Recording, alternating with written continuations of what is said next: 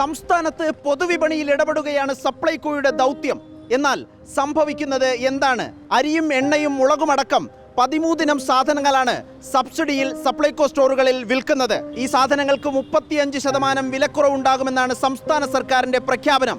എന്നാൽ ഈ ആനുകൂല്യം പൊതുജനങ്ങൾക്ക് ലഭിക്കുന്നുണ്ടോ? പരിശോധിക്കാം.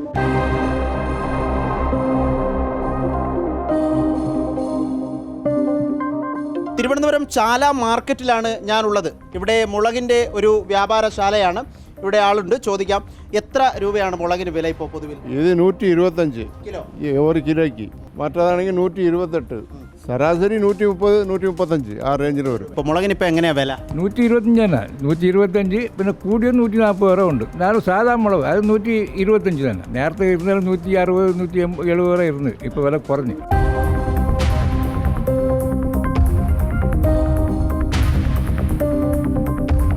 തിരുവനന്തപുരം നഗരത്തിലെ പ്രധാന വ്യാപാര സ്ഥാപനങ്ങളിലെല്ലാം ഞങ്ങൾ മുളകിൻ്റെ വില അന്വേഷിച്ചു.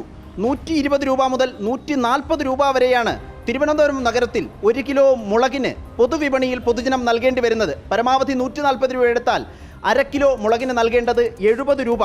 അങ്ങനെയെങ്കിൽ 35% സബ്സിഡി സപ്ലൈകോ സ്റ്റോറുകളിൽ ലഭിക്കണം. 24.5 രൂപ കുറയണം.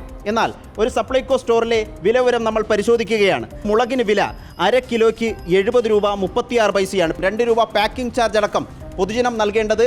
വിപണിയിൽ 1/2 കിലോ മുളക് വാങ്ങേണ്ട അതേ തുക തന്നെ സപ്ലൈകോ സ്റ്റോറിലും നൽകേണ്ടി വരുന്നു എന്ന് ചുരുക്കം. സബ്സിഡി എവിടെ സർക്കാരെ?